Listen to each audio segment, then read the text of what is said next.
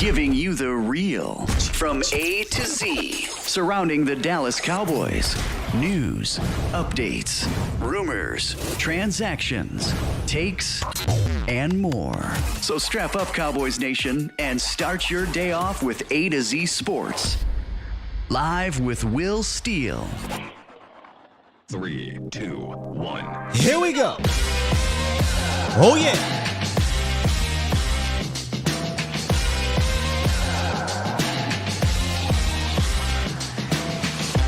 Good morning, good people. Welcome to A to Z Sports Live, presented by Boston Scientific. We stream it live on YouTube and Facebook, and of course, I am your host, Will Skywalker Steele. Boom! It is time, ladies and gentlemen, for one of my favorite series of the entire year. Today we start the RTD series. Yes, sir. Yes, sir. The RTD, rating the draft, and we begin with Mazi Smith. I'm excited to talk about this. What we do, we break down the player from top to bottom, and if you're new around here, we don't do grades. I don't grade the draft. I don't grade the players. Instead, I rate them on a scale, a qualifying scale of my doing, you know. And we do it three different ratings, and we have a 5-star rating system. So we'll do that. I'll explain more as we go along, but we get into extreme detail when it comes to the specific player. And today, it's our guy, Mazi Smith. But what's good, Bomb Squad? Back from my night at Raw last night. I had a good time. Monday Night Raw. Yeah, Monday Night Raw, for those who don't know. Had a lot of fun, but now it's time to get back into the swing of things. We got a lot of work to do for this draft and a lot of more study, more film, more everything to watch so we can have a good opinion, a good take, a good view of said player. And again, today it starts with one Mazi Smith. So if you want to call into the show, you can 351-999-3787. I'll try to play the phone lines as smooth as possible. I might get through a few of the ratings prior to, but we'll see how it plays out. All right, we'll see how it plays out because we already got somebody on the line. So hold tight. We'll get to you in a second.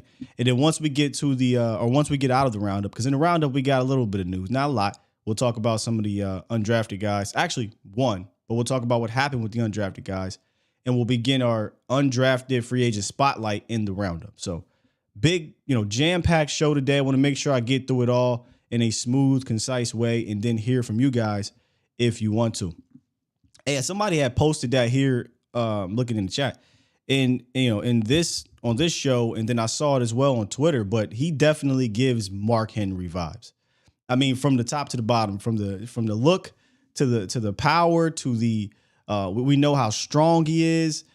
He's definitely the world's strongest man, Mark Henry, for sure. If we were going to label him a part of that attitude there, but that could definitely be his little gimmick if we were to go that route. If I was to interview him, I'd kind of get a sense if he listened to or watched wrestling growing up, and I say, man, Mark Henry.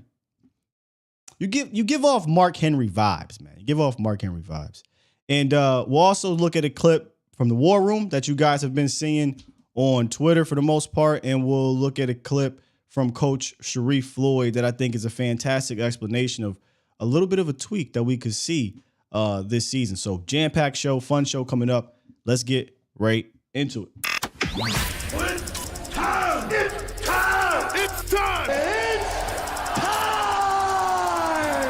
It's time! It's time! It is time for... It's time for the morning roundup. Round 'em up, boys. Hey, yo, if you don't know who Mark Henry is, do yourself a favor and just Google it. You don't even have to know what he does in the WWE. Just Google Mark Henry, 2006. I don't know, whatever. You can even go far back than that, and you will see he looks just like Mark Henry. Like if you play like Mark Henry, you're on to something. All right, let's get into this undrafted free agent news that dropped yesterday. As of yesterday, now things have changed over the last 12 hours, whatever. But as of yesterday, the Cowboys have agreed to terms with 13 different undrafted free agents that are eligible to participate in next week's rookie minicamp. And you can see the list of the guys on here, and we are definitely going to feature a ton of them in our undrafted free agent spotlight for sure. If you're in 2 grades, a lot of different analysts or bloggers or what have you have given the Cowboys a top graded or the top graded undrafted free agent class. They're ranked number 1, 2, or 3 in most of some of these analysts' opinions. And one of those guys that we'll feature today is Hunter Lipke or Lupke. Depends who you're listening to or what have you. But it's definitely Hunter Lupke, who it comes out of the Bisons, North Dakota State, who the Cowboys have drafted a few guys, or at least shown interest in a few guys out of North Dakota State or North Dakota. Well, let's go. And let me tell you about this cat, man. The draft community has been pushing for this fullback on Twitter. The Cowboys Nation has been pushing for this fullback on Twitter, and the Cowboys ended up signing him. And 6'1", 230 pounds. The word of the day for Hunter is versatile. He's one of the most versatile players in this class in regards to the undrafted free agent types. He amassed 1,600 plus rushing yards, 24 touchdowns, 500 receiving yards, 9 touchdowns. We're talking about a fullback, by the way. He was an athlete coming out of high school, played football, baseball, ran track, and he wrestled.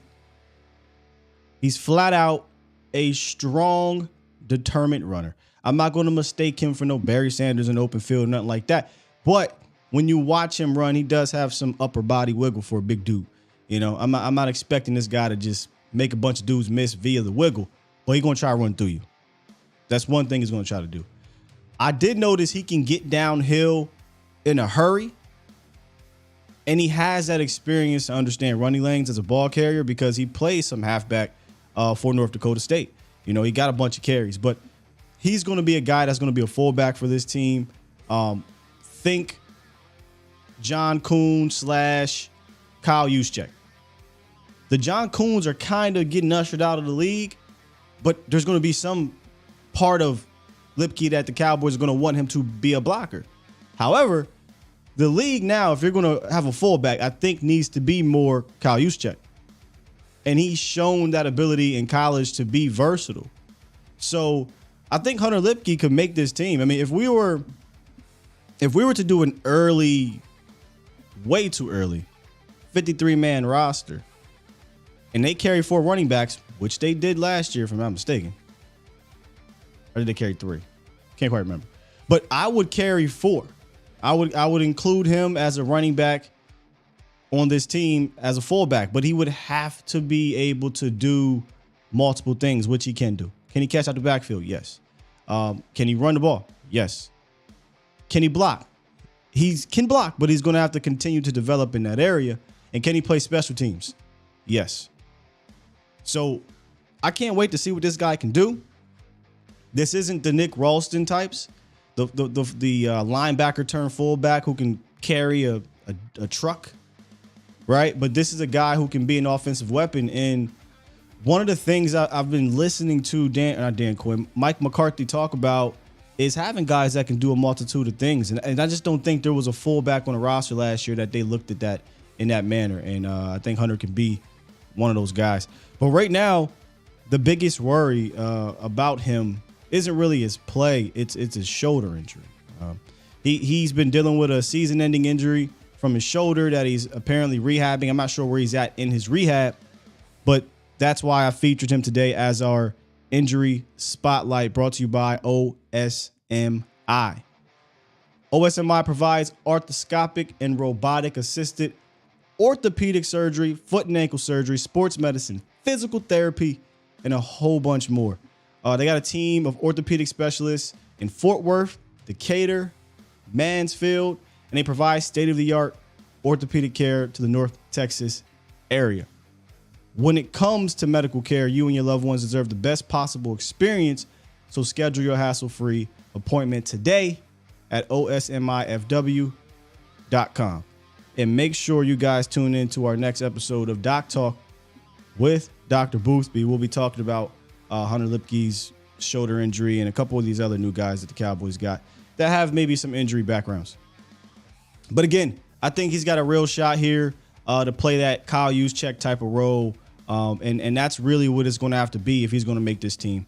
I don't think this is going to be a case where he can be on the team and only block. Like, he's going to have to contribute in other aspects. And honestly, look how, and I know I keep going back to Kyle Juszczyk, but look how the Niners use him. It makes things difficult because you just don't know what they're going to do with him. He can be the wineback on that play. He can, motion and crack block. He can go out for a route. He can go deep, He can run the ball. I mean, he's such a versatile guy that it makes their offense versatile in one look. When we were studying the Niners, and I don't mean to get off track here, going into that game, I think I counted on one play, Kyle Juszczyk motion 6 times.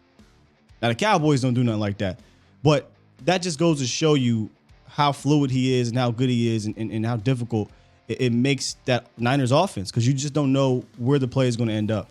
I don't know if McCarthy's going to be that damn creative, but he's going to have to show some creativity if Hunter Lipke is going to be on this team.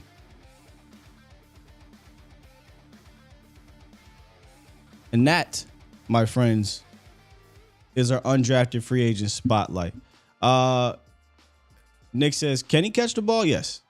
He had 9 receiving touchdowns last year. You saw him kind of get the ball thrown to him deep, make some adjustments. I like him. I like him a lot. Now, we haven't gotten through the list. If you go back and look at that list, look, there's some dudes on that list, man. There's some dudes on that undrafted free agent list, but we'll see how many can crack the actual team. I think Lipke has a leg up because the position is not that deep. The running back room, it goes Tony Pollard. I think Deuce Vaughn makes this team. Rojo at the moment, to me, I know a lot of people don't like Ronald Jones. And I think a healthy Ronald Jones can definitely make this roster, but there's no guarantee. They're a 1-year deal, veteran minimum type of situation.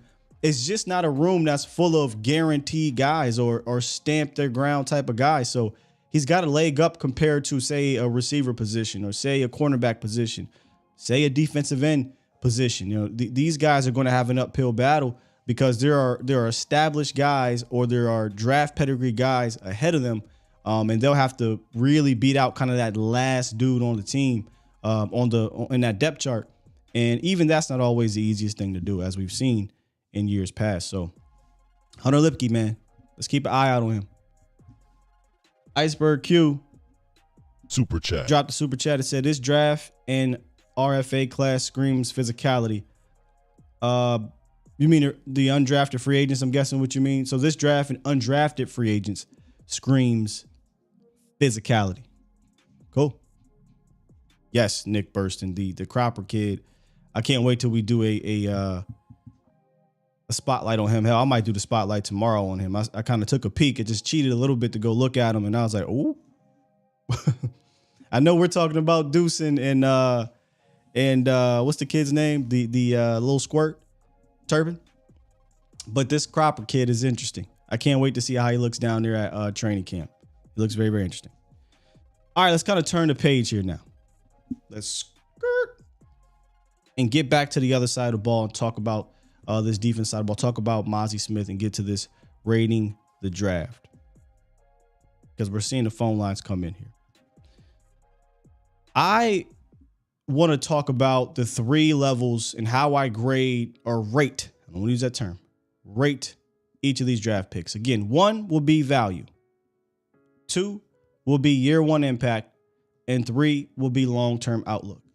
If I could find this tweet real quick from Nick Eatman. This is why I don't do grades. This is why I actually like what Nick Eatman had to say about this. He said, you guys want to grade a draft class? How about 2020? 3 seasons into their careers now, picked in the middle of the draft, and they got 2 All-Pros, 3 Pro Bowlers, and 2021 is looking like an A as well because of Micah Parsons. After that, you have to wait. All you're doing is collecting other people's homework at this point. Fantastically put, Nick Eatman, which is why I don't do these grades. So I try to think of a different way of how to judge the pick in of itself and how the pick fits. And that's why I came up with this rating of drafts a couple years ago, and I absolutely love doing it. So we'll get into that here in a quick second. But I'm gonna pause 1 second because Tony from Tampa did call in early, and I don't want to keep you on here for a whole ass hour. So, Tony from Tampa, what you got for us, very quick? You came in early, dog. You came in early. I've been trying to get through for like 2 days, man. Huh? Hey, I got to do my foots first, though. And then I got to do my law. You know what I'm saying? Nothing but the best. Your foots. Yeah. Hey, look. Hey, I got my guy, Mazi. You know that from the jump, man. Yeah. I got Mazi. You know, I'm going to tell you, man, I didn't know he was that strong, man. I went back and seen the videos, man. I didn't know that dude was that daggone strong, man. He's strong. With a K. Man. Yeah, he got scruff. He got scruff. He do, fam. He got scruff, man. I mean, I don't know. Hey, mama. But I feel like he might be the most. Man, I feel like he might be the most powerful pound for pound dude in the draft. I don't know, man. Hey, that's my guy, man. Hey, I was happy, man. But it's like, man, that infectious man, like Michael Parsons is like venom, man. It's like Will McClay, like the teeth, and Jerry and them like the snake. It's like that venom, once it get into that body, man, it starts spreading. Man, it's a thing to see, man. You know what I'm saying? They call this the attitude when we got Michael Parsons, the start of our attitude era. Yep. But man, that stuff is infectious, man. And I love the draft. Everything we did. But I'm gonna tell you, that boy from Florida A&M we got as Isaiah Land. Undrafted free agent. Yeah, the one that led the nation in sacks or whatever. Yeah, Isaiah Land. Yeah, we're gonna feature him too. Yeah, man. I mean, I'm loving it, man. I'm like McDonald's, man. That's all I got to say, man. You know. All right, Tony. My man, appreciate you, big dog. Hey, you know I gotta catch you, man. You know I gotta catch you in the morning, baby. We here, we live. Got you, brother. All right, man. My man, Tony from Tampa. It's funny he brought up the attitude era because y'all know how I feel about the whole when I dubbed that draft class the attitude era last year, and I thought Mike kind of started the attitude era. Fast forward to our guy, and let's just go ahead and get it started here. Fast forward to Mazi Smith. Again, Mazi Smith could be Mark Henry. Mazi Smith could be whoever the hell you want. But if you look at the title, I talk about how Mazi Smith is a disruptor. Mazi Smith is going to disrupt the system. He's going to shock the system. Shock the system. And the system I'm talking about is this Dallas Cowboys defensive line. Is this Dallas Cowboys emphasis on the defensive tackle position? I've got a lot of theories, and we'll get to them here in a second. But the further away that you get from the draft, right, you get from this selection, the more you see that there's more to Mazi Smith than just, this is just a run defender. It's just a 6'3", 330-pound run defender. I don't think that's the case. I think there's more to it. And I'm not the only one who thinks there's more to it. Mazi believes that as well. Steven believes that. McClay believes that. But, I mean, let's kind of look at what, Mazi Smith and kind of his background a little bit. If you look at the Bruce Feldman's list, we talk about this a lot, and you see this a lot as well throughout the draft process. He was number one, a top player on Bruce Feldman's annual freak list. We know how strong he is. We know how athletic he is, and I don't think that can be ignored. First team All Big Ten in 2022. And Steven had this to say about Mazi Smith, I believe, the next day. And I'm surprised this hasn't been circulating more often than not, because we keep hearing him get pigeonholed as a nose tackle. But Steven said, quote, I want people who want to pigeonhole him as a nose tackle, executive Stephen Jones said. That would be the only thing people can say when you take a nose tackle in the first round. But we believe there is more to him than just the nose. He went on to say this as well. That's what he was asked to do at Michigan, and he played his technique amazingly. But rarely was he going straight uphill and pushing upfield vertically on the snap. Most of the time, he was playing the read on the run. When we did see it, we really liked it, and he can get an edge and be disruptive. Mazi sat down with, I believe it was Pat Walker and .com, and he had some things as well to say about this team, this organization, this fit here and whatnot. He said, being with people who value what you do makes you want to do it better. You can learn a lot from those people. Now, the Cowboys did not value what Mazi Smith brought to the table in years past. And you heard Jerry Jones admit that. Hey, man, 9 years ago, we would have never made this pick, which is really weird because 9 years ago, you really needed somebody like this more than ever. And then he said, I've got guys that I can trust to lead. And that's why you really want to get around dogs like that. They don't have to tell you because they're going to show you how to do it. And your good energy. Look, I could just drop a bunch of Mazi quotes for days. The kid, if you listen to him talk, man, this is a dog for real. This is one of those unchained, slobber at the mouth, foaming at the mouth, beware of dog in the front yard. If he get loose, he might maul you type. Dude's ready to hit somebody. He's ready to take somebody's head off. So he sees value in himself as well when you go look at some of the other quotes that he talks about. But let's get right into how I value Mazi Smith. 1 to 5 star rating, I have his value as a 4. Now, that might be high for a lot of people.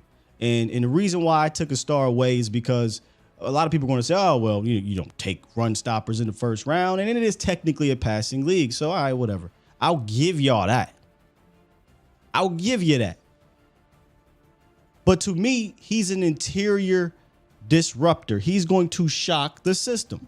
Shock the system.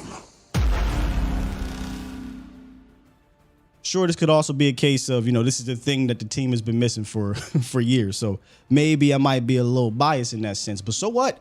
The Cowboys kind of need this. They've been missing this to complete this defense, in my opinion. Now, I know he came in here and he said his number one job is going to be a dominant run defender. Facts. We know that's going to be the case. Period. I don't think that's the only thing that he's going to do, though. I think that's going to be his calling card from the rip. But he and the team realizes he can affect the quarterback at times as well. And this is what Mazi had to say about that. This is coming from Mazi Smith, y'all. He said, quote, when you're strong like me, you can push the pocket. And when you can push the pocket, you force the quarterback to not be able to step up. That's going to cause big issues. I'm an integral piece in the pass rush. And on top of that, I'm athletic enough to work an edge. It's crazy. I'm strong enough to run down somebody's face, athletic enough to rush the edge. Now, I got to learn how to do the latter because it's all about technique and finishing. This man said, I'm strong enough to run down somebody's face. Look, I know we had Big Country here last year and he had the same attitude or whatnot, but this ain't the same. This ain't that. Shout out to Cordell. This ain't that. Mazi Smith a different animal, man. And that's why for me, Mazi Smith, his year one impact, when you watch him play, when you listen to him and when you realize how I'm not year one impact, I'm sorry, his value, how they're going to utilize him, 4 stars, Cowboys Nation.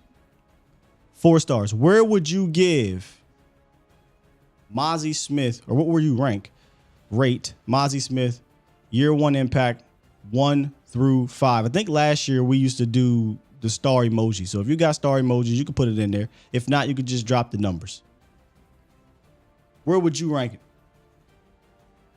Give me an ultra powerful run guy with the athleticism of Mazi, y'all. Come on, man. To disrupt the backfield, run down the line, be stout at the line of scrimmage. Come on. I hold his value higher than a lot of people probably, but to me, I give it a 4 stars. 5 stars from Mark, 4.5 from Mr. Myers. 4 right now seems right. Yeah, and the reason why I dubbed, knocked just one of them down is because it is a passing league. So, my bad, y'all. You already see it now. It is a passing league. So I knocked it down just one. That's all. 5 stars from Jay. Bobby gives it 3 stars. 5 from Dwight. Lee gives it 5 stars. And we want to keep it a bean. This could be 5 across the board, but hey, look, man. Jeff gives it 4. Mike gives it 4. Not Mazi Smith. Mazi Scrainf. I like it. 5 because we simply have not had this. Facts. And that's something that McClay talked about, in which, let's just go right into it since y'all saw it already. My year 1 impact for Mazi Smith is easy. Easy like Sunday morning right here. 5 stars, y'all. Heavy rotation / starter. And this is coming from Will McClay's mouth. He all but confirmed it in the War Room video that's been kind of circulating around the nation. So I'll go ahead. I'll play the War Room video for y'all for those who may have missed it. Not everybody has Twitter. Not everybody may have seen it. But if you haven't seen it, this is Will McClay and the coach and you know, Steven Jones, Jerry Jones, all talking about who should we pick in there and why should it be Mazi if you were listening to Will McClay. Not there. Here. You got 2 minutes. We're just getting warmed up. Will, who would you take? Personally, I would go with Mazi because I know that he helps us now with the guard. I love the guard too. My question is, you're adding something to it where we have depth. I think the defensive lineman gives you an immediate starter and something for the future. Here I am cut throat if we missed one of those 2 guys after having them both here in our hands. And we're better on the line of scrimmage with either one of these guys. We've had offensive linemen there. We've had the opportunity to pick them. We've not had a defensive lineman, interior defensive lineman that high in quite some time. We're good. Let's get him on the phone. Now, look, I know we could talk about the other thing that he said there, and we will. We will 100% get to that at some point. But today we're going to talk about Mazi, man. And the thing I took away from there is he talked about Mazi being a starter. Now, you can say, well, Sky's first round pick. Of course, he's going to start. Yeah, he probably is. He's probably either going to be your starting nose/1 with an Osa, or there'll be times where you'll see him and Hankins maybe start the game out depending on what team they play and how that team comes out. And we kind of joked about it, me and Marv, yesterday, but I truly do believe there is a world where Hankins and Mazi will be on that field together because they don't view Mazi as just a nose tackle. And Mazi doesn't view himself as just a nose tackle. So he can do some of those other responsibilities that they asked the guy next to Hankins to do. Right? I kind of thought about the old Pat and Kevin Watkins. If you guys remember Pat and Kevin Watkins with the Minnesota Vikings in the mid-2000s, they were 2 heavy dudes, 2 big boys, run stoppers that anchored one of the best run defenses in the National Football League. Now, they're not quite John Henderson and Marcus Stroud, my favorite duo, who those dudes were 6'6", 6'7", but they're more Pat and Kevin Williams, in my opinion. And if you can give me Pat and Kevin Williams on that interior, that's going to help everything behind them. I think Dan Quinn, something I was pondering the other day, he saw what that type of body and that type of style could do for this defense when they got Jonathan Hankins. He saw how impactful Hankins was for this defense on and off the field. I also think, if you guys remember how he played against the 49ers, by the way, I'm going to try to bring this up. How he played against the 49ers, Jonathan Hankins showed you his value against a running team, a guy that could, eat up 2 blockers, a guy that can penetrate in the backfield, cause those accidents.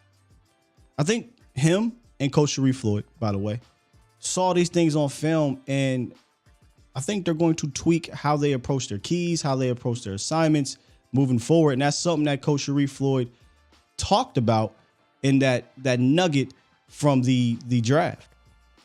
I talk about Dan Quinn year over year, kind of tweaking the things he does. Coach Shanahan, he came out and said, hey, man, I don't have a leg up on Dan Quinn. He's not the same Dan Quinn as he was years ago. And I don't know if he'll be the same Dan Quinn as he was in 2022. But this is Coach Sharif Floyd talking about what their expectations are going to be, their assignments, the tweak up front. Just take a listen to him right quick. This year, we're really going to focus on disrupting our keys, knocking back that guy as opposed to looking in the backfield. I think by doing so, we'll give the linebackers a chance to play in their gaps as opposed to always trying to fight to get in their gap on a down, you know. So it's most definitely important, and we're going to definitely fix those things and play harder in those areas this year to make the defense better. I love it. I love it. And I don't know if this means this in general, but I do think there is going to be a decrease in those stunts.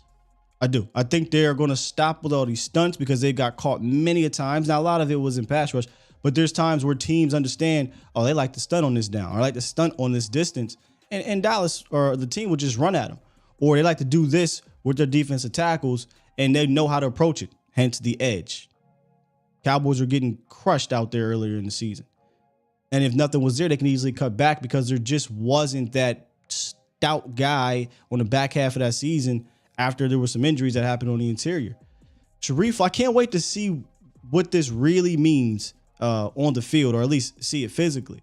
But I think you're going to see them use Hankins and see them use Mazi to knock back guys, to disrupt keys, to not just focus on getting in the backfield via playing games up front. They want to keep their linebackers clean. They saw what Hankins can do. They know that Hankins can keep an LVE clean and make him play better. And if he can do that for LVE, he can do that for Overshown. He can do that for Clark, Micah, if they put him back there, whomever. So I think there's going to be a big emphasis on Mazi and Jonathan Hankins moving forward. And I know you can say, well, look, those dudes can't play a ton of snaps. I thought that too with Jonathan Hankins. I went and looked at what he was getting over there in Oakland and even what he was getting here in Dallas, and he was playing a little bit more snaps than I anticipated. And I'm talking about in the 30s. And, you know, if you can get 25, 30 snaps out of Hank, you're getting upwards of 30 snaps out of Mazi. That's a lot for a team to deal with all day. All day. Now, Mazi might run into a little bit of a rookie wall because, you know, this ain't Micah. Not everybody goes through the rookie wall thing. We saw with Osa. We saw with Chauncey. We saw with a lot of guys. But that's why I think a guy like Bohanna has to take the next step. I do think they'll carry a bunch of dudes, 100%. If their emphasis is to stop the run, if their emphasis is to kind of man the line of scrimmage so their guys can get free back there, I think it's going to be important to keep a handful of those dudes around so all of them are 110% every time they get out there. But I thought that nugget by Coach Sharif Floyd was very interesting and something to keep our eye on once we get into training camp, not even training camp, mini camps and things like that. So I'm going to definitely be zeroing in on how this interior is working in tandem with those linebackers and with the defensive line and how they're handling their keys. Funny thing about Sharif Floyd, I posted that clip on Twitter and everybody thought it was Mazi Smith. And I was like, nah, that's Coach Sharif Floyd, y'all. It's not Mazi. All right, let's get to 512 before we get into our final rating qualification. What's good, 512? What's going on, Will? Still, it's up, Z from Dallas, man. Caught you a couple of times on the Vox show. Yes, sir. What's up, Z? Man, not much. Hope you had a good time last night and having a good morning. But I just wanted to speak to something I heard y'all talk about on Vox show yesterday, which I thought was profound. Okay. The difference between a trash can in the dirt and Mazi. You don't gotta look too much further than Quinn Bohanna. Facts. They're both really big humans, but Mazi is special in his athleticism and his freakness. Paul. Yes. The other thing that I wanted to get your thoughts on, man, was I heard you say the Cowboys are going into the season with like an arrogance for Tyron Smith. Feels like I it. totally agree with. Yeah. Do you feel like we're going into the season with an arrogance around Dak Prescott? No. I mean, that's your franchise quarterback. I mean, from a health standpoint? So I heard Voch say, we trust 4 to put up points with like the 32nd offensive line. Oh, I see where you're going. And I think that's a little dangerous, Will, still, just based on, yes, my man can put up points. We know Dak is a all-pro quarterback, right? Like, this isn't like Dak slander. Pro bowler, but. So however, we saw him have a lot of turnovers. I don't think that had to do with the line, though. I don't think that had to do with it. Okay. So I'm trying to angle where you're going here. Are you saying the arrogance is from Dak not being able to perform with a subpar line, or arrogance in the sense of that line could get Dak killed or cause Dak to play bad? Like, where's the arrogance with Dak? Yeah, so I because the arrogance. the Cowboys, 1 second. The arrogance with Tyron is about being arrogant that he's going to stay healthy, which he's not. Right. So you're counting on the dude who's likely going to miss a ton of games, and you don't have depth behind him. That's where the arrogance for me is. So where the arrogance with Dak? Explain in detail. What do you mean? Sure. So I think that second round pick in Schoonmaker, I really like him. I think he's a solid tight end, but I think not going to go get a guard to allow the Cowboys to run the ball more effectively and not have Dak throw the ball 30 to 35 times, I think that's an arrogant 30 to 35 times is extremely normal in today's game, believe it or not, brother. If your quarterback throws the ball 30 times, I ain't tripping about that. Now you start creeping up to 40, it gets a bit annoying, but nonetheless, continue. 100%. That's all. I didn't want to take up your whole time, brother. I'll try to catch you on a different show, but I appreciate you taking the call, man. My guy, appreciate you. I'm still trying to figure out the arrogance in Dak part. Is it confidence? Do you mean they're too confident in Dak being able to play with a subpar line in front of him? If that could be, you know. You ain't gonna get me on here to act like there ain't no issues with that line. Nope. I can't fake the funk. I don't like the depth there. I don't agree with Will in the sense of we got depth there if he's talking about the depth on the interior offensive line. I would pivot that and say maybe they're arrogant in the scheme. Maybe they're arrogant in their depth. But the quarterback, I think that's just confidence that your quarterback can perform and play. I have that same confidence. I think Dak Prescott can perform and play. But we don't want the line to get him killed. I watched the line last year get him hurt, quite literally. You know, now salute to Tyler Smith. You know, Tyler Smith is fine now. But he was a rookie last year playing his first game at left tackle with no left tackle play in the preseason. So I still think it's more arrogance in Tyron Smith. And I pray it's not the case. But they talked about the best five. And the best five right now, the best five is Tyron Smith, Tyler Smith, Tyler Biadasz, Zach Martin, Terrence Steele. That is your best five. Maybe they're arrogant in Willetsko. Got to see it. Maybe they're arrogant in Forniak. Maybe they're arrogant in Lindstrom. These guys got to go out there and get better, bro. They got to go out there and they got to get better because and we talk about injury guys, you know, I almost called him Wally Zerbiak. Willetsko has the shoulder situation that apparently he got the surgery for to fix, but it might be a lingering situation. I'm nervous. I don't mean to turn this into a negative thing, but I'm nervous about the offensive line and all the offensive line musical chairs that you may potentially have to play with if or when Tyron Smith goes down. So I'm hoping like hell, Awesome Richards. I know it's not awesome. You know, show something. I'm hoping like hell, Chima Edoja can be a possibility, or I'm hoping like hell that Tyron Smith can play 17 games, but that ain't happening. So we're looking at the depth. So I'm a little still confused on the other part, though. Oh, Danny boy. What's up, man? Good morning, Sky. Good morning.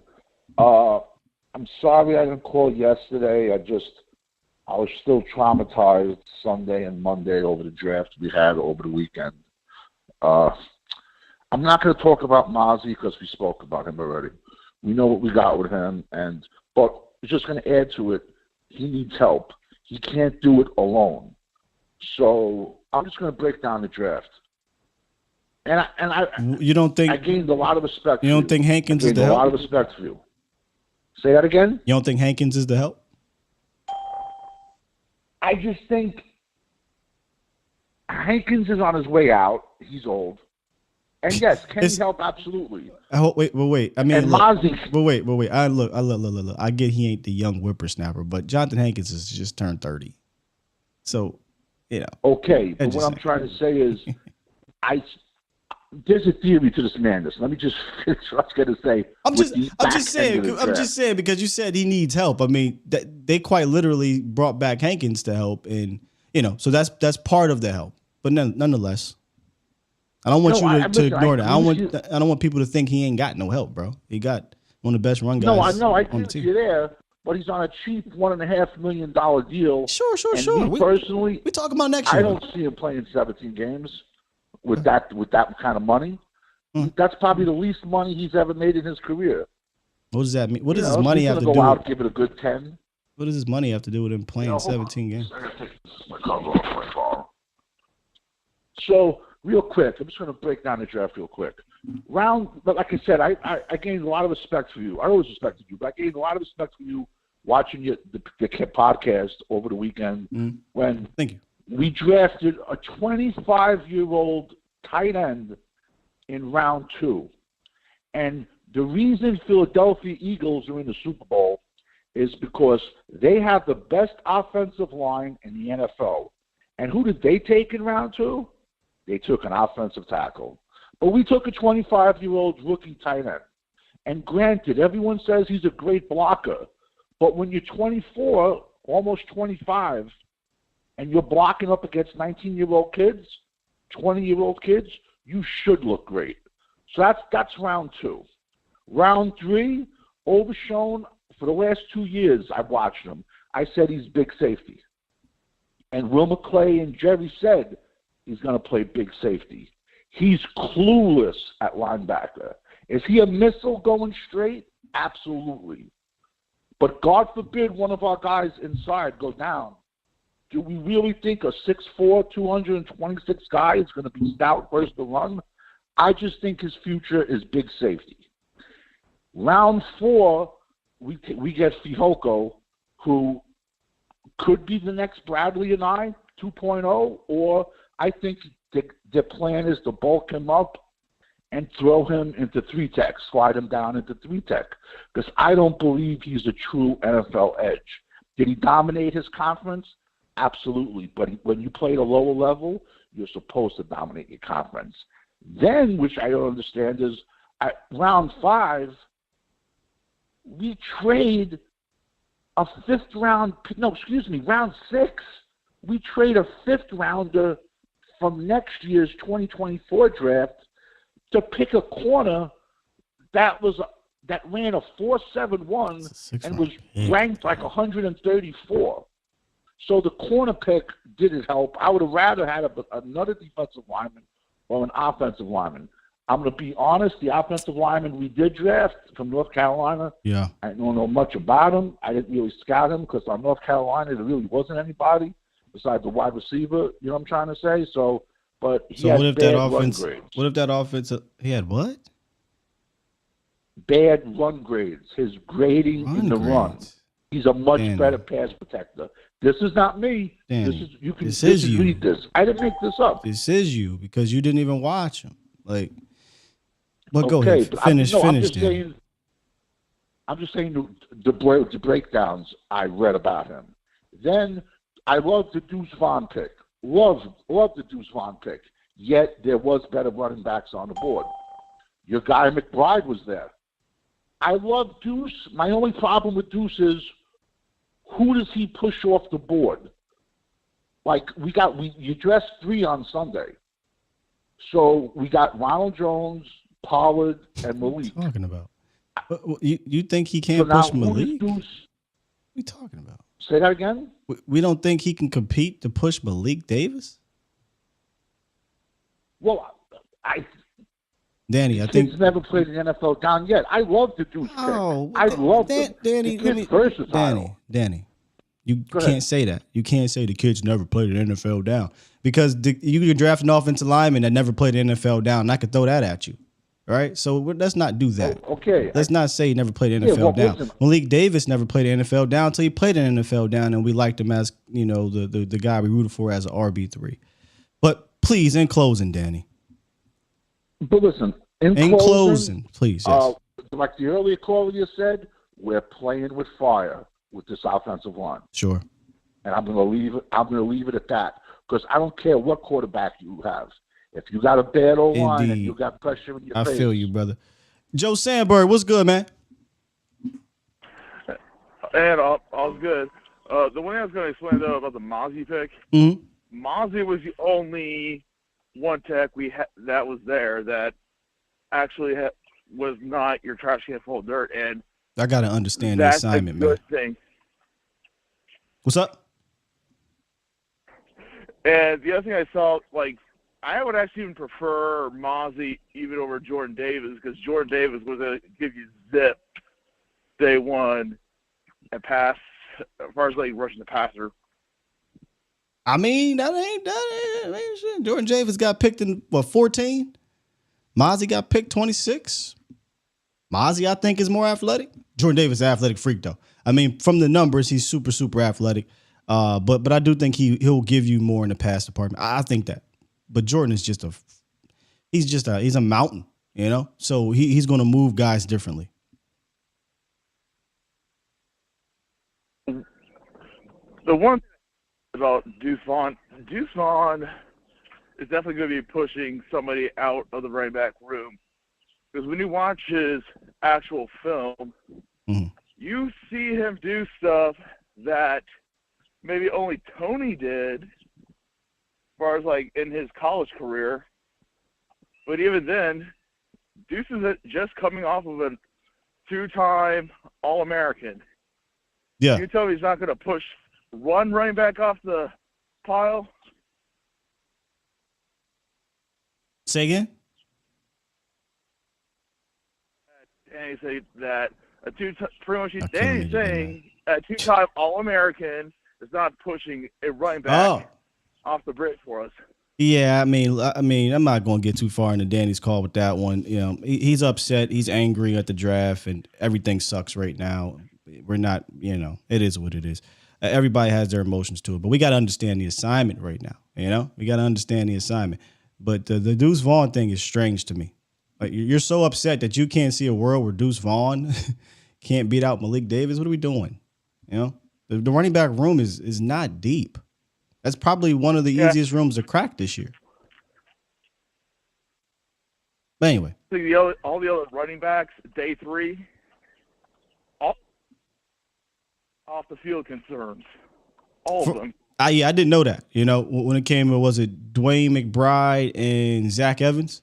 Apparently there was off-field stuff. I didn't know that. And those are the things, you know, if you don't do that type of homework, you just wouldn't know. And I didn't peep that. So, but those are two guys that I did like at that point in the draft. I would have been happy to took them. Found out from my sister who was watching the draft show that Broadus actually point blank said that. Okay. All right. Well, hey, Joe, appreciate the call, brother. Appreciate the insight on that.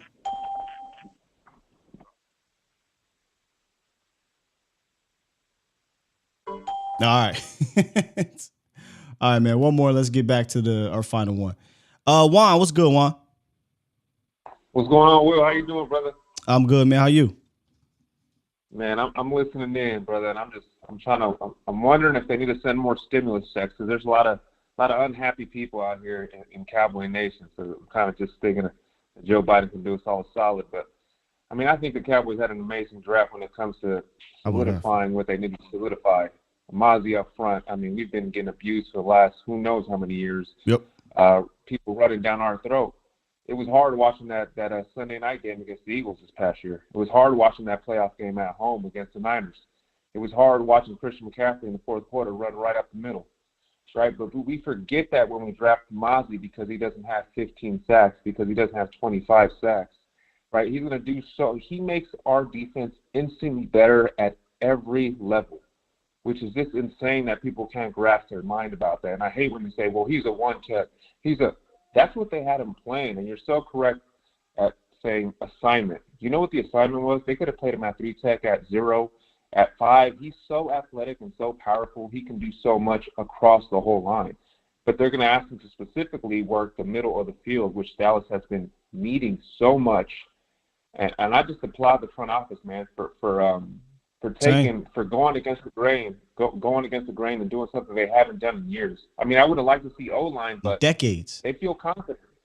What's that? In decades. They haven't done that in decades. In decades, bro. Last big TT we got was in a trade from was Leroy Glover, right? People don't even know who that is. You know what I mean? But it makes a big difference. They'd rather have people like a Pepe Zellner, like an Ebenezer Ekubon, people like that, right? People that act like they're Cowboys fans. They have no idea what the historic Nick Hayden. What's that? Nick Hayden, all those types, yeah. Nick Hayden, bro. Like Igor Olshansky. People want Igor Olshansky back because he benched 45 times at the combine. No, give me an athletic freak that moves the line, that is stout, and is a straight dog. We've been having all these blue-collar players. Everybody's saying we want players like the Steelers, like the Ravens. But we just took one of the biggest dogs in the draft. Are you serious? Like, these Michigan kids don't play. We know what kind of dog that Jordan Lewis is, and this guy's from Michigan too. And the dogs come from anywhere, but I'm just saying there's something to be said for those kids from Michigan. They come ready to play into the league. And Luke Schumacher, it's not the pick we all necessarily rooted for and wanted, but we have to look at it logically. What are they looking to do? They're looking to establish the run. They're looking to establish stoutness at the line. They do not want to get pushed over. Dalton Schultz too many times got pushed over. It's going to make Tony Pollard a better running back. It's going to help Dak on those rollouts. It's going to help him on those bootlegs. The guy can catch. The guy's athletic.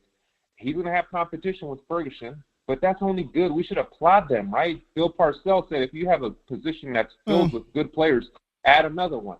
What's the problem with adding another one? You know, so I would like to see a guard, but they're trusting this new guy.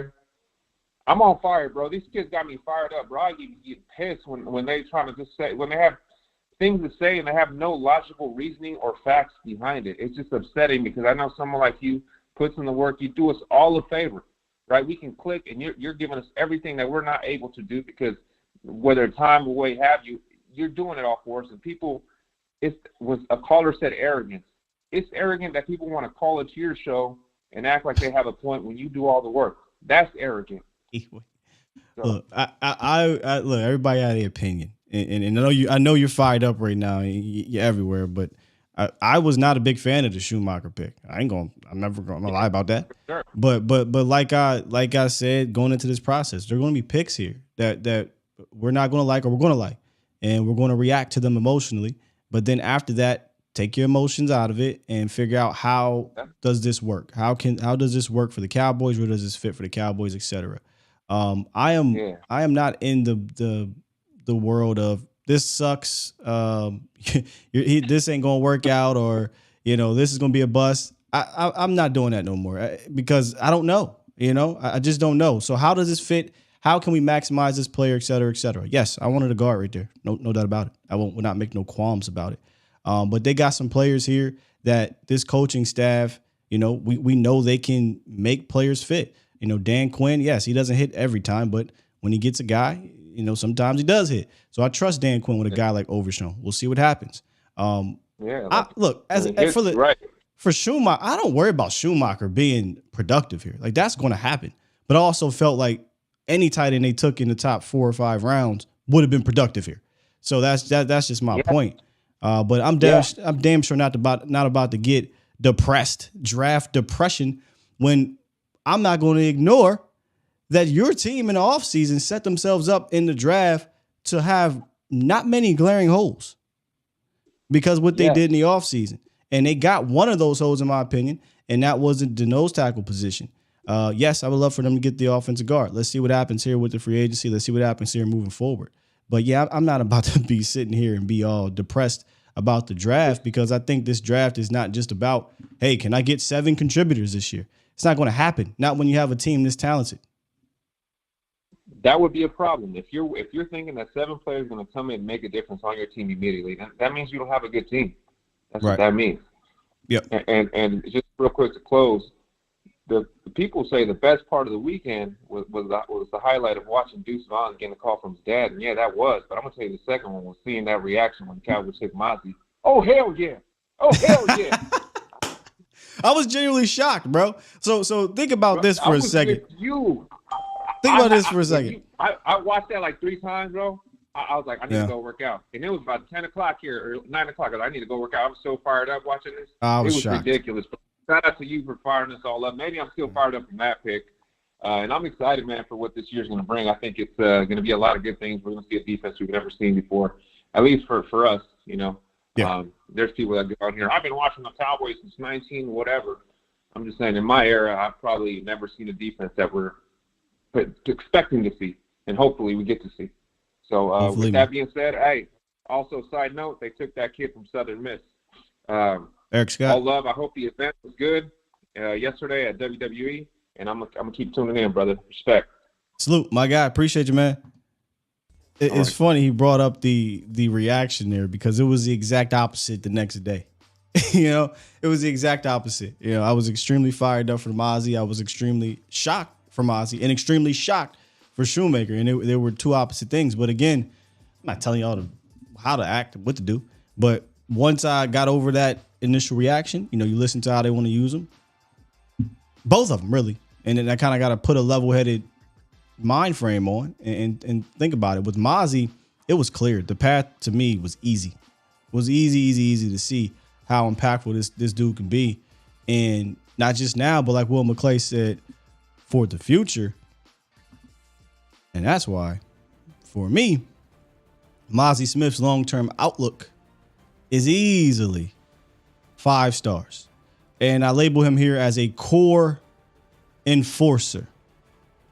I talk about a lot about having guys at each level of the defense. I think right now, if they wanted to, they have the ability to have a core enforcer at every level of the defense. You're talking about Micah, if they wanted to kind of move him around and do more linebacker things with him. You're talking about Diggs on the boundary. And you can include Gilmore if you want, but we're just talking about for the long term. Diggs on the boundary. Jaron Kearse / Donovan Wilson on the back end, and they just signed Donald to a 3-year deal, so he's going to be around here. And now you got Mazi in the middle to shock the system. Shock the system. So that's why I got this as a 5-star in the long-term outlook. Even if Dan Quinn leaves, I think he has a talent. He has the traits to handle the responsibilities up front. He is going to be a core part of this defense for the next 5 years at the very minimum. At the very, very minimum. And I don't think Dan Quinn is going to probably be around here because eventually Dan Quinn going to get a head coach job he wants to take. But it doesn't matter because I think he can fit multiple different fronts. He's got staying power, man. He's got staying power. And the last 3 years, we did a long-term outlook. We did this rating. It started with Micah. We did it last year with Tyler. That's 2 for 2. So let's hope that, you know, we can get Mazi and we can hit 3 for 3 here because they have been knocking these first-round picks out the park from a value standpoint, from a year one impact standpoint. Obviously, long-term outlook takes some time. But I think they knocked this one out the park as well with Mazi Smith, Cowboys Nation. And I've got this as a 5-star. So where do you have Mazi Smith's long-term outlook on this team? Also, another way to look at this is you can say, well, Sky, what if the league continues to go more and more and more in the passing department? I told you, I think he can still affect that Q. And if you missed it earlier in the show, he had a very interesting quote. He said, when you're strong like me, you can push the pocket. And when you can push the pocket, you force the quarterback to not be able to step up. That's going to cause big issues. I'm an integral piece in the pass rush. And on top of that, I'm athletic enough to work on the edge. I'm strong enough to run down somebody's face and athletic enough to rush the edge. I just got to learn how to do the latter because it's all about technique and finishing. Just saying, don't pigeonhole him into one thing. I think this dude is going to be able to do a lot of things for the Cowboys. And that's why I have this rating here everywhere, 4 or 5 stars. Now, it ain't going to be like that for everybody. But Mazi Smith, I think, is unique, the most unique pick in the sense of how we look at the rating system. So that is where I'm at with one Mazi Smith, Cowboys Nation. Let me know where you are at here in the chat. We got Mazi Smith 5-star for the outlook. 6 stars says Mark. 5-star easy. Oh my God, here we go with Danny again. Boy, I tell you, this is exactly why I do what I do, Danny. This ain't about putting people in Hall of Fame, big dog. Good look. You know what? You know what I think it is, Danny? I think you put so much effort and time into the draft, right? And I think maybe this is a lot of people. And you tell me if I'm a little bit right here. You ain't got to admit it, but it'd be nice if you did. You put a lot of time and effort into the draft, into these hundreds of players, that when they don't take your guy, when they don't take guys you like, oh, this sucks. This stinks.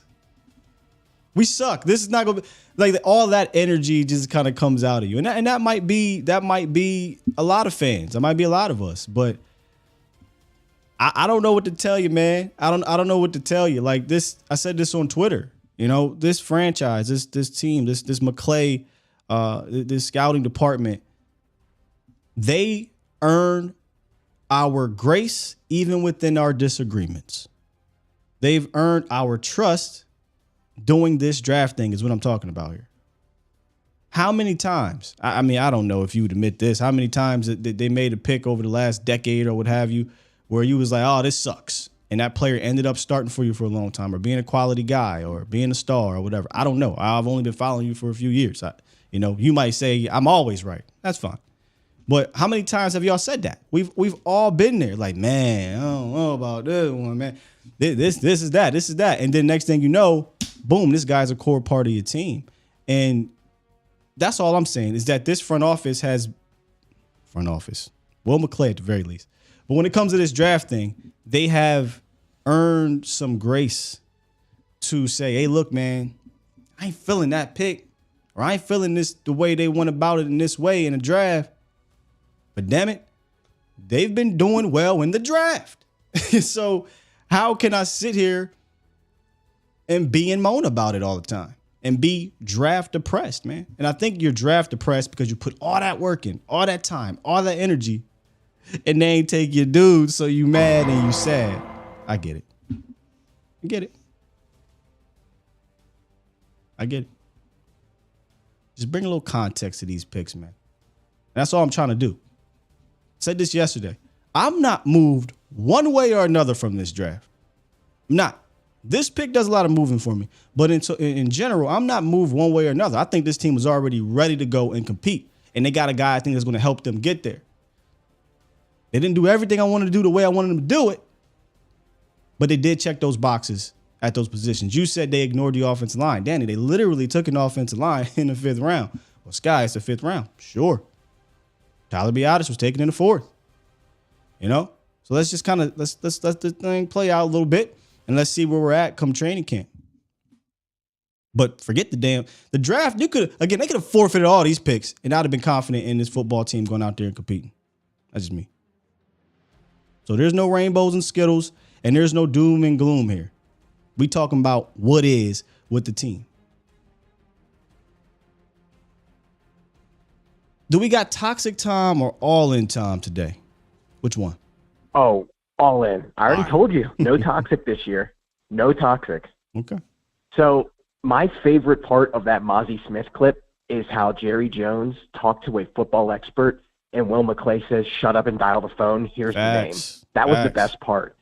I love that part. I look at this draft and I get people like Danny, and this is not a shot at Danny whatsoever, but the people out there who acted like the sky, acting like the sky was falling. Look, instant grades in those mock drafts is like buying an extended warranty. You're upset because you got a bad PFF grade when you did your little mock draft. Trust me, the people who are in those war rooms no more than the people that are talking to Mel Kiper, who's not a GM and never has been, and they have put way more effort into this entire process. And if we got to look at this process as a whole, you got to take into context free agency entering into the draft. The big three things that I thought the Cowboys needed to do this offseason was they needed, for personnel, they needed a wide receiver 2, they needed a cornerback 2, and they needed help to stop the run. The big three for me. And the Cowboys addressed that, one, where using day 3 talent picks to get proven NFL commodities. So right off the bat, that's not normal. Then on top of that, they get a guy who, Dan Quinn, who banged the table, and you saw Micah Parsons react to him saying, I can ride with that. Dan Quinn drafted this dude because he thinks he can get a pass rusher. And if anyone deserves any credit for what Dan Quinn sees in a defensive player, give that man his dues. So then I look at this entirety as a whole. I don't look at the draft as grades. I look at the draft as Foots likes to say, which is the best way to look at it is, what are they trying to do with this pick? What is their vision? And I said this before already. When Mike McCarthy first got here, he said, I want to be physical. And I know a lot of Cowboy fans are used to the flash and the flair, and you know what? It got us nothing. So now that we're going into these drafts and Mike McCarthy is getting the players that he and his defensive coordinator want that match the tone that he is setting at his message from the top, and we don't have Karen Moore saying, well, I want this guy to run a curl route. You now have consistency from the message of Mike McCarthy down to hopefully when Kelvin Joseph gets drafted, or gets cut, and he can rap about it. Yeah, there's no hitch. To me. Yeah, there was to me. And there was absolutely. a hitch over the last couple of years with that situation, and you saw it in the press conferences, right, where McCarthy would come out and say, "Hey, man, if it was me, I would do this." Or he even flat out came out and said, "Hey, yeah, me and Kellen Moore, we got to be." Well, he said, "Kellen Moore, we got to be smarter when we do this. We're going to go revisit the play sheet." So there is no filter anymore. It's Mike's baby. And the only time I can remember in the most recent memory when there was a coach that had this much BDE in Dallas was Bill Parcells. And I definitely think Jerry Jones is older now, and the fact that he's giving Mike McCarthy this kind of power, and when you look at the decisions that were made into this offseason, Kellen Moore was the Joneses' darling boy. And 10 years ago, they would never have gotten rid of him. And now they brought in a guy who is a proven offensive mind, and he told them, get rid of him. He's the problem. And he did it in the most, I want to say, professional manner, because he wasn't going up there very often just shitting all over Kellen. But you could read between the lines. And the best thing that happened this offseason, to people say we need to get Dak help, you got Dak one message in the offensive game plan rooms. You no longer have two philosophical differences battling over with a ownership that is putting stupid restrictions in front of his franchise quarterback. That is the biggest Dak move they did all year. And then they entered free agency into the draft, and they brought proven players who are physical. And if you look at the teams that we are playing in the NFL that are competing, they're all physical, and they all have one message just like us. Bottom line, Dallas got better, and Dallas is more ready to compete this year at this time than they were last year at that time, because they had a plan, and they stuck to it. That's all I got, Sky. Good luck to everybody. Have a great week. And don't let that message get missed. And I think that's where, if you got draft day depression or whatever, you're not looking at the totality of this offseason. You're not. You're looking at, they ain't take the guy I like. That's what you're looking at. They didn't take the position I wanted at the spot I wanted them to. They took all the positions you wanted them to take. They just ain't do it where you wanted them to do it. So, we got time. We got time for you to be proven right or to be proven wrong. But for me, I just can't wait till we get down to camp, till we get down to the mini camps. Next week starts rookie mini camp, and we get to see some of these rooks go at it. And we'll see, man. I mean, hell, Teron Bland came out of nowhere last year and ended up being impactful for the Cowboys out of the 5th round. So maybe we'll get another Teron Bland type of situation this year. We saw what Tyler can do for you. I think Tyler and Mazi can have similar impacts in year one. I'm chilling. I'm chilling. That's all. All right, 704. What's up? What's up, Scott? How you doing? That's your boy from Charlotte. What's going on with you, brother? Charlotte, what's your name, man? I gotta save you. I think I saved names. My name Marcos, man. You don't never say me and Scott, but that's cool. You know, you my brother regardless. Marco from Charlotte. It's been a minute since I could save names, but now I can know. I got you. You good, my brother. There's no problem. Hey, Sky, I got to call in and tell your brother Mo he wrong. Stop acting like, my bad. That's the police officer behind me. Stop acting like we wanted to, like, I'm sorry, brother. Yeah, that ain't worry about that. Hey, Scott, I want Mo to stop acting like we don't know Scott do his job. This is what Scott do. I don't know if you do it for a living. Everybody does something for a living. We know everybody can't sit at home and watch the Cowboys. That's why we call it the Scott Show. And the reason why we call it the Scott Show is because God let us get our voice, our own opinion. Thanks. So tell Mo we appreciate you, but we appreciate Scott for his show. Anyway, hold on, hold up, Marco. What happened with Mo? What I missed? I mean, I heard him say something. It kind of made me mad because it was like people calling into your show trying to tell you, bro, everybody got an opinion. They're a Cowboy fan. They're going to have an opinion. And we're not going to sit here and act like we wanted the Cowboys to draft the tight end in the second round. And we've been losing in the second round for a year.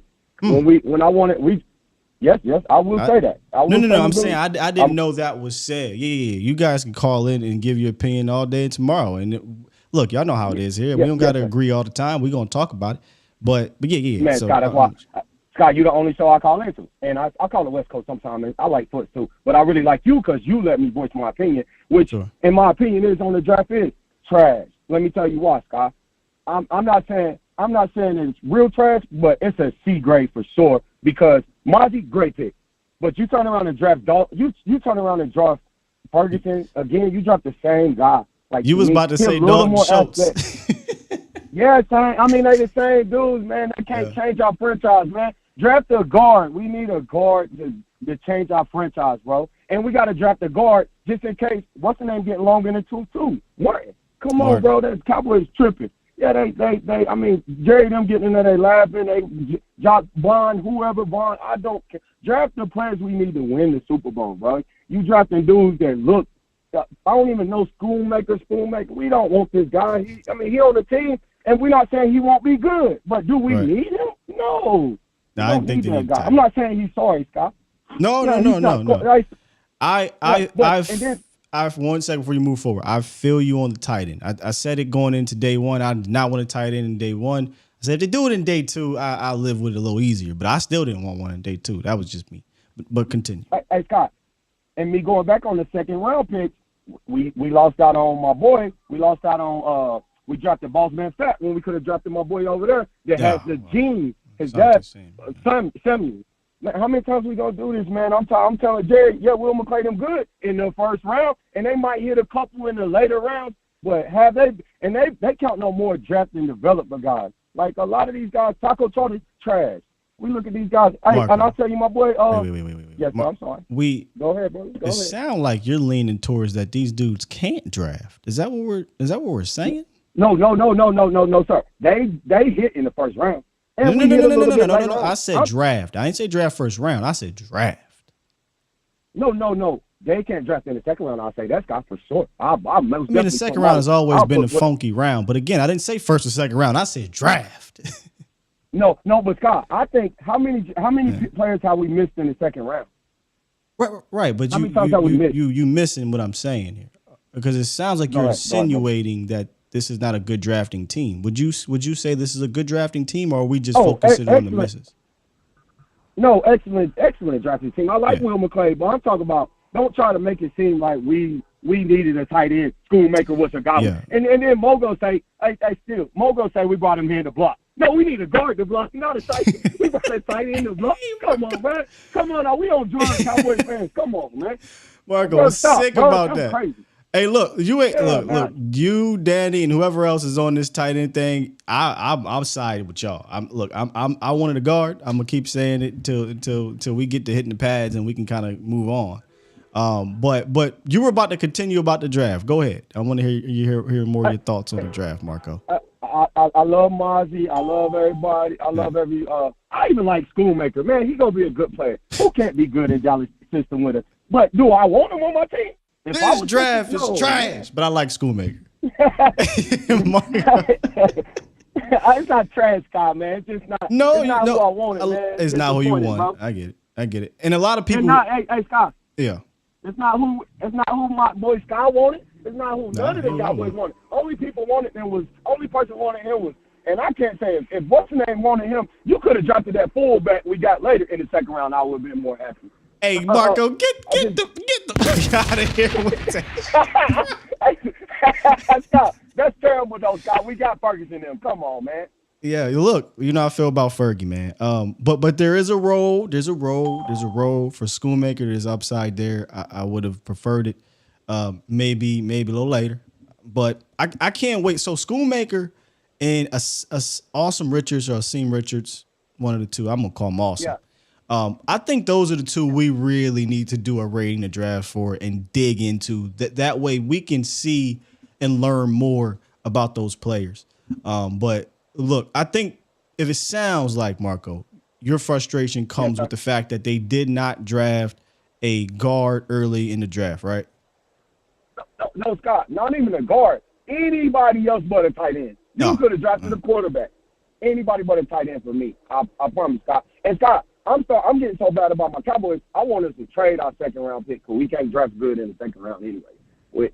We've got Boss Man Fat. A lot of these guys just don't look too good to me. Yeah, the second I'm not round trying to sound like a back. No. The second round has always been that weird round for the Cowboys, man. It usually is. And here's the funny thing about the Schoonmaker pick, right? It's safe. I don't know if you watched the show yesterday. We did a draft. No, I didn't get to see. I was waiting on you though, man. I was working. I'm sorry. That's cool. We did a draft superlative show, and ironically, the safest pick. I said, "Who's your safest pick?" I said it was Schoonmaker. And if you go look at the second round, we've been taking a lot of character problems or injury problems. And with Schoonmaker, he doesn't really come with that. Now, he may come with a limited, I shouldn't say limited. He may come with a capped upside because he's already 25 and he may be what he's going to be. But you're not worried about a guy who you worry about working hard in the offseason or worry about, being available for you or worry about, hey, man, he got one knee or, hey, man, he may smoke his way out the league. You ain't got to worry about none of that. With Schoonmaker, I think, Scott, I don't mean to interrupt you, but I respect Schoonmaker, and I'm saying he might be a great player, man. But I'm saying, we need to be drafting guys to replace Martin, not to replace them now, but in the future. Like, we're drafting tight ends. Man, we get a tight end any year, man. A basic tight end any year. Come on. Cowboys, come on. It's depressing. Will McClay, you want to be a great draft? I want to see you draft good in the second round. Then I'll call my Cowboys great. You hit on everything else. But look, hey, Marco. Yes, it has been a weird round, but again, I feel like you ain't talking about the ones that have been a little, Trayvon Diggs, for instance, DeMarcus Lawrence, Sean Lee for the most part worked out. We'll see with Sam Williams. I think Sam Williams is trending up, but that was a character pick. Great. That was a character pick too. There were some issues, that we thought were character issues coming in, and then we saw what happened with the car. But that's him being a young kid, getting money, trying to be flashy. Yeah, he's a kid, man. They all babies, man. Right. But Sam Williams and Diggs could potentially be hits that make you forget about Boss Man Fat. That was an egregious miss, 100%. And I tell you too, Scott, I'm not too angry with Boss Man Fat. You got to put them on the field to see who they really are. And we just ain't had the opportunity to do that. What I wanted to draft is, I want to draft to win the Super Bowl, man. I'm sick of saying, every year I get excited. I watch y'all guys show every year, man. I want to win the Super Bowl, bro. I do too. I'm tired of drafting Schoonmaker, man. I don't want to draft Ferguson. Marco. I don't want to draft these dudes again.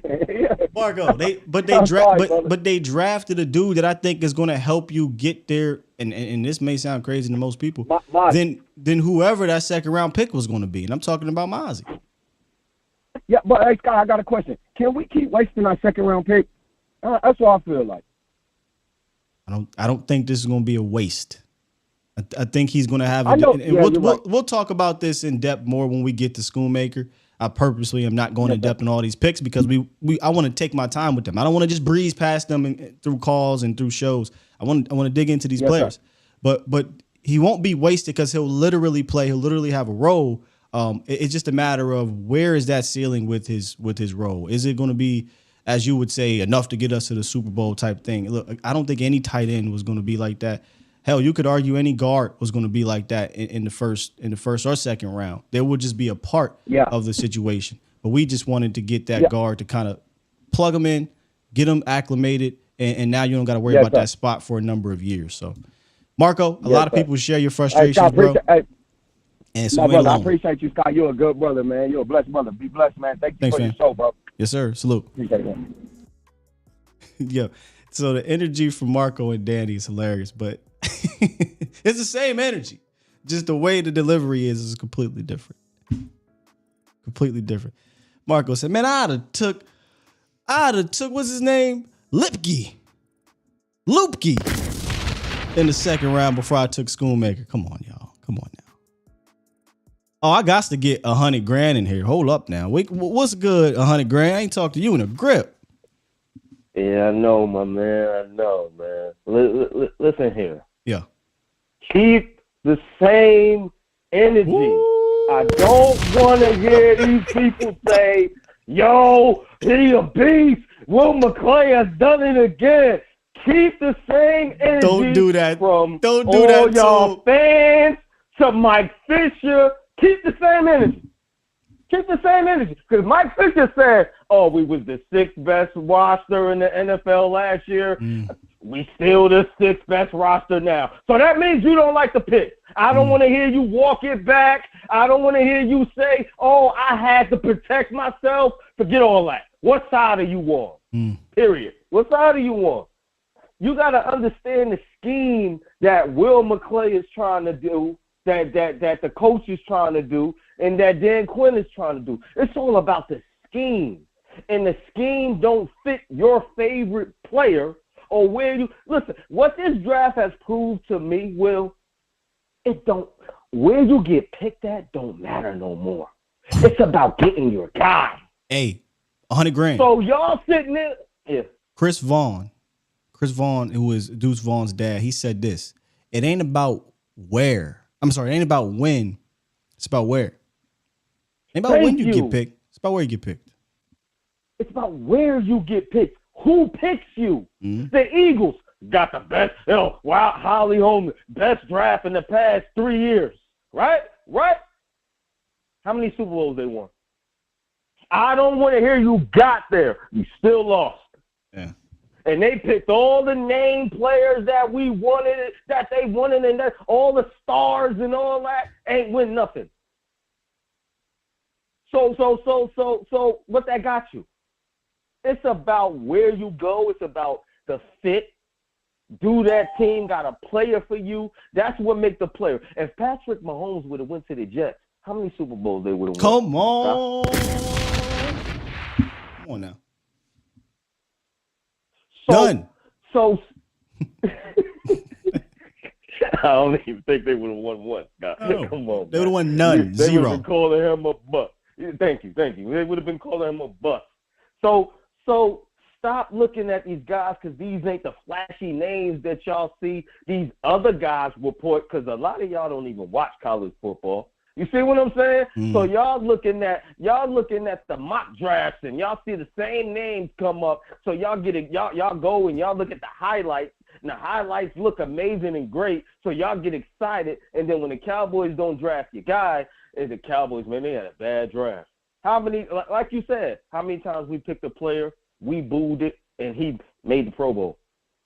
Hey, man. So look, I'll admit the DeRon Bland. How many times I come on here before we got to camp and said, man, DeRon Bland, I don't know how he gonna make the team, right?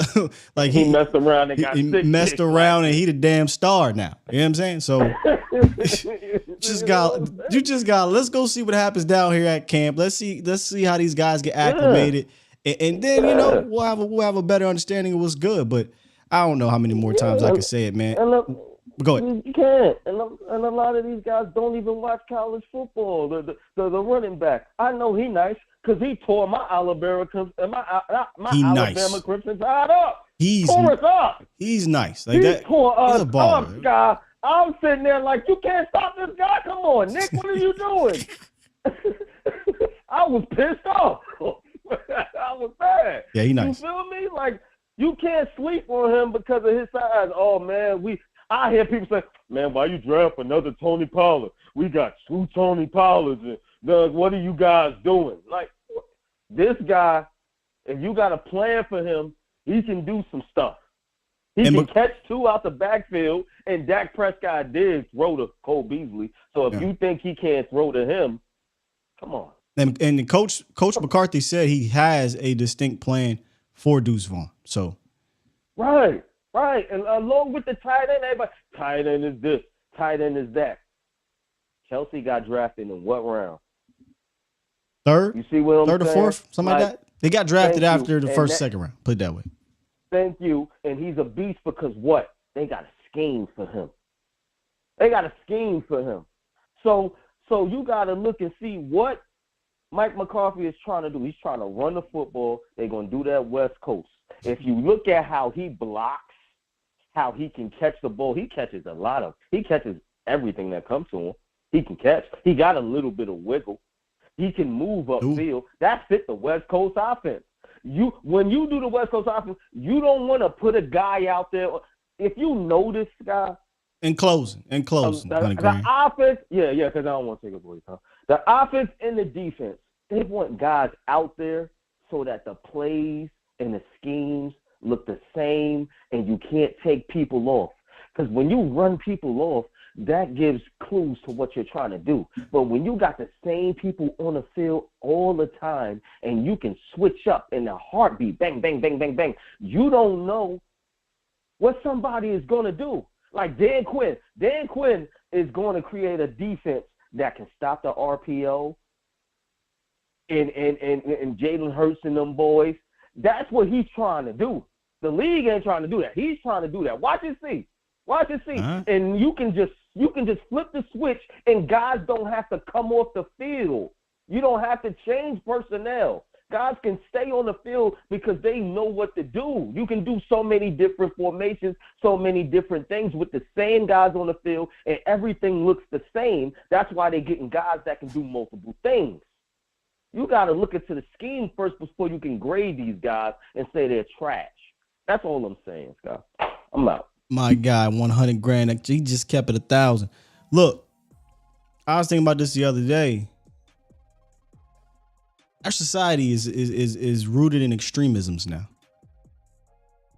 That's why I talk about context mattering, right? Everything has to, especially sports, though.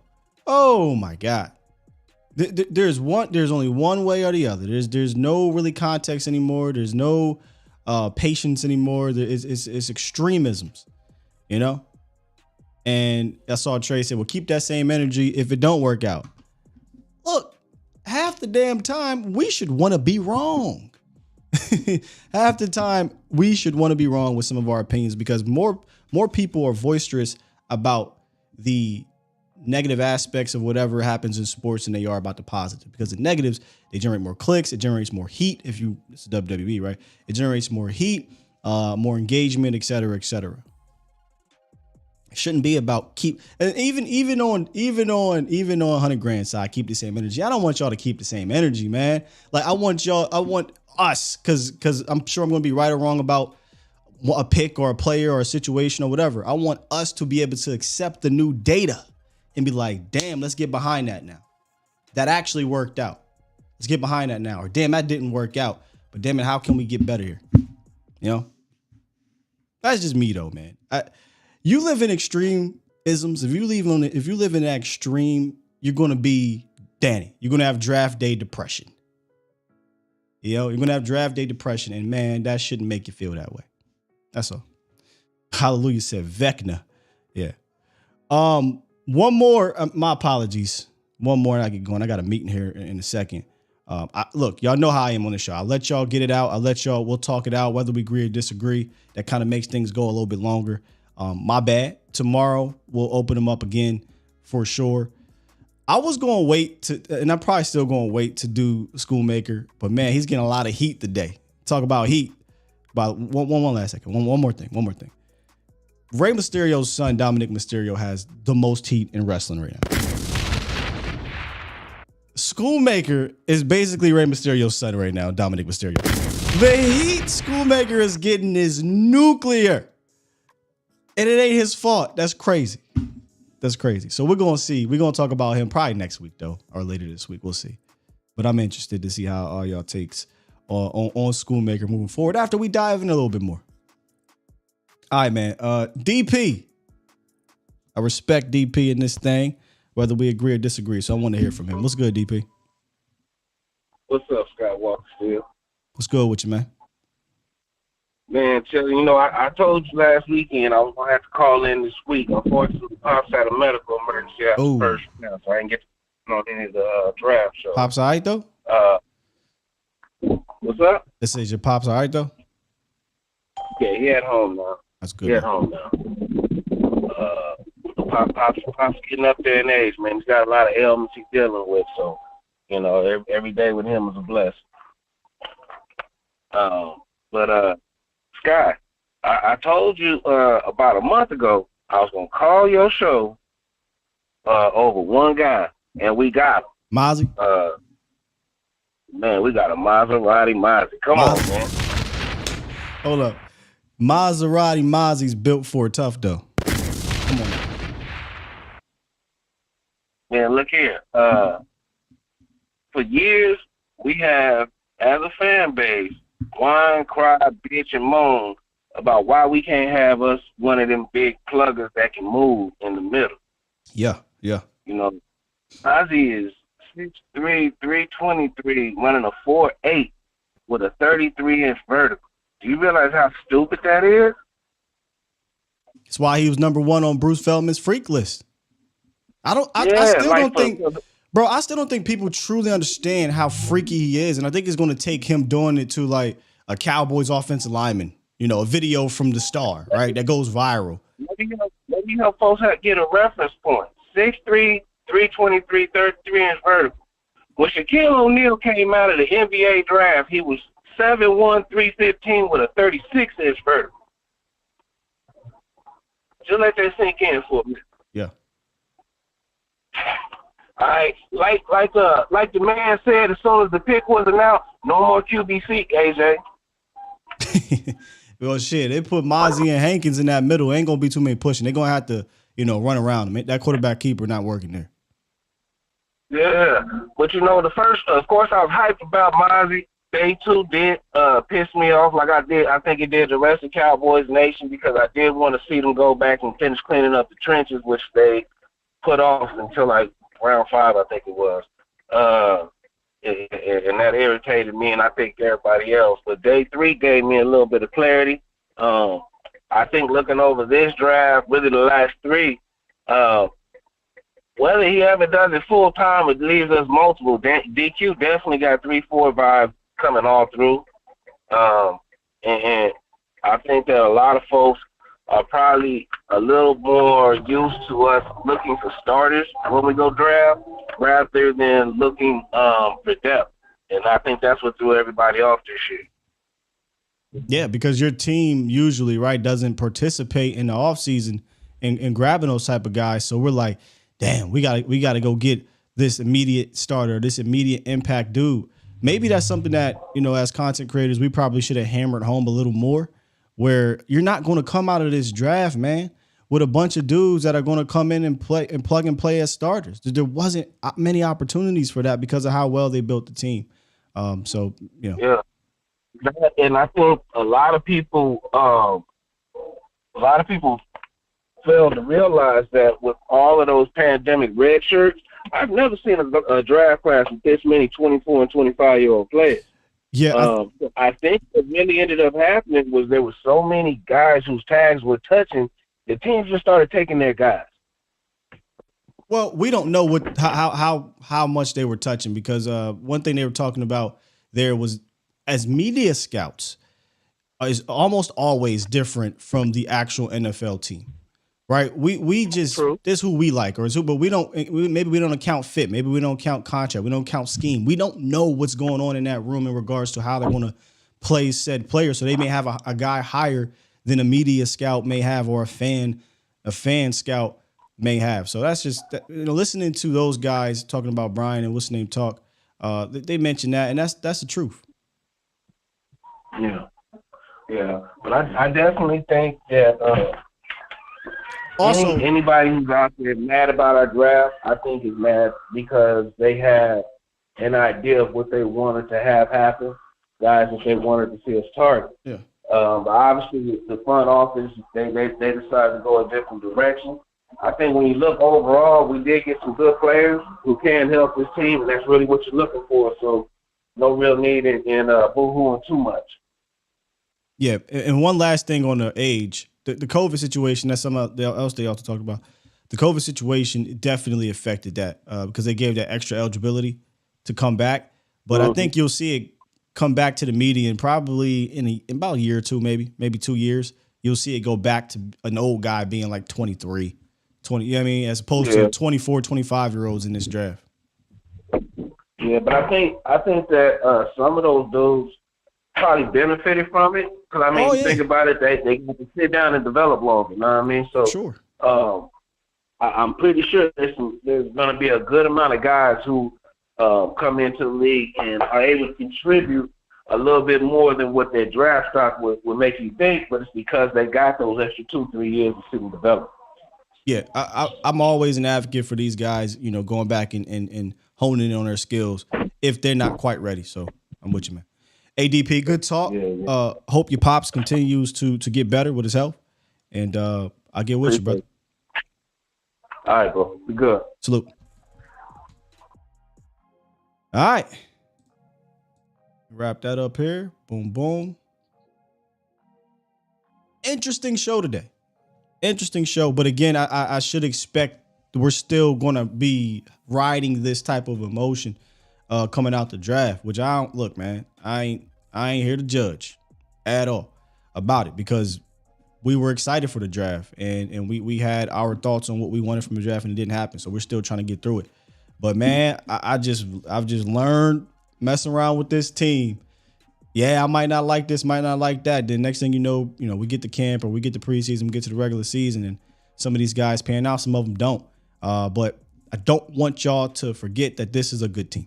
This is a good team that I think got better at the end of the divisional round. After the divisional round, they're a better team. Now we'll see how it translates here. And we still got a lot of unknowns, not just from a personnel standpoint. We know there's unknowns on the offensive line. We know there's worries there. That didn't go away. Like, that's still there for me. But the unknown is the scheme. The unknown is the how are they going to operate up front? How are they going to operate from a schematic standpoint? We got an idea. We know West Coast this, West Coast that, but in what capacity are they going to use the West Coast? Is it going to be purely in the passing game? Is it going to be some run game things?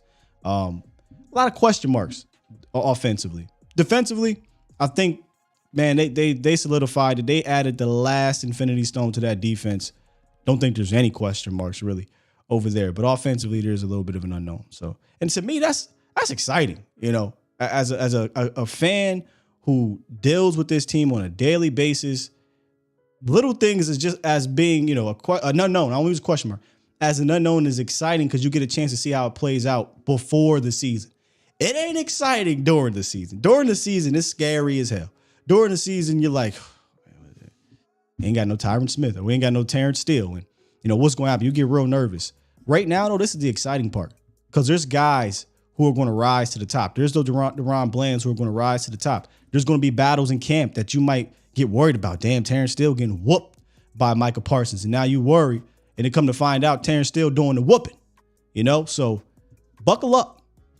Buckle up. There's a lot of excitement around the Cowboys. Don't let draft day depression get to you. All right. With that said, we're going to get up out of here. And catch me later on the Voch Lombardi live show, breaking down more of Mazi Smith. All right. And then Mo will be back on 8 p.m. Central, A to Z Sports Primetime, continuing to break down the draft from all different angles. Make sure y'all keep in touch with all things A to Z Sports Dallas on their website, A to Z Sports Dallas.com. All of our fantastic writers keeping everything locked and up to date for the Cowboys. Thursday, again, I'll keep teasing it until we get probably tomorrow. I might actually drop the actual information instead of teasing it. But Thursday, if everything goes right, we should be debuting our new segment, which will be a weekly segment once we kind of get in the roll of things here in the off season, and then the weekly segment in the regular season recorded. But I'll explain tomorrow. And I think I already know what I'm going to talk about tomorrow. we're going to revisit something we did weeks ago, but I want to get our initial reactions to the veterans on this roster since the draft. We'll have some fun with that, and we'll talk to y'all about that. But man, good stuff from y'all. Good takes, good opinions, good energy, good passion. Appreciate it. All the super chats. Got to read the super chats. Let me get to the super chats, man. I usually read them as they come out, but as this thing has grown, it gets a bit tougher to do it. Kind of just takes me back to where I had 30 of y'all up in here sending me 3 super chats, and that was it. So I appreciate it, man. Y'all really are the best. All right, where we at here? Second, boom, bow. We did not get Eternal Dynasty. Super chat. Eternal Dynasty drop one said, McClay has a voice in the draft room, and that gives me extreme confidence going forward. McClay is the voice. Shout out to Whitney Houston. McClay is the voice in the draft room. Super chat. Towboat Ty, Raw is Sky. So much fun last night. I had fun, man. Me and Michelle, we enjoyed ourselves down there, man. And if you have a chance to go to a live event, go to a live event. There's nothing like it, man. The energy, the fans. If you're like me, at whether it be a football game or something like that, I interact with the fans. I get involved, man. It was incredible. Super chat. Iceberg Q, the draft. Oh, we write that one, Iceberg Q. Super chat. Smoke one for you. Drop one. Said that's why I trust Slick Willie. Hold on, where my drop at? That's enough damn salt there, Willie. No more Big Willie. My game is grown. Hey, Vach, that might have to be the drop for Will McClay if he continues to nail it in these drafts. That's why I trust Slick Willie so much, because you know what the Jones would have done. Wink, wink. Super chat. My guy L said, we need a win. We do, L. We do. Super chat. And then we don't wipe them 304s. Chris said Danny wanted a guard from ITT Tech. Facts. If we'd have got the guard from ITT Tech, Danny would have been cool. Danny would have been cool.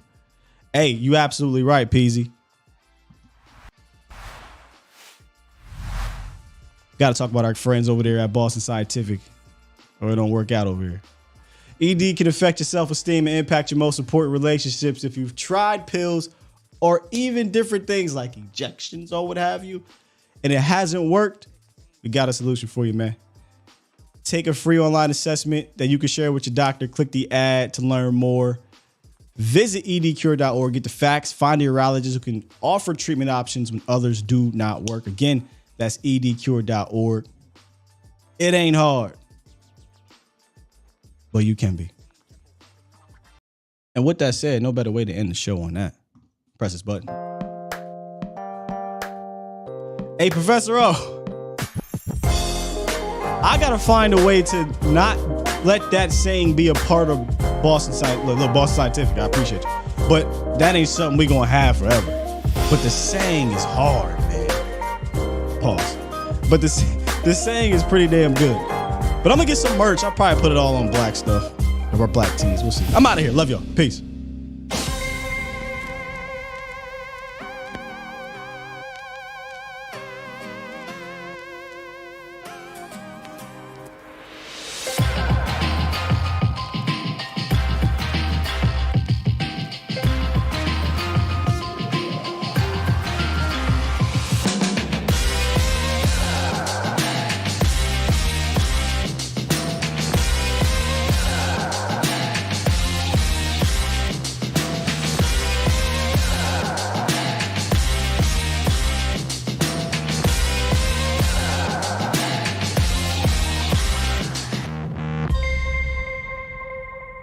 Bomb Squad!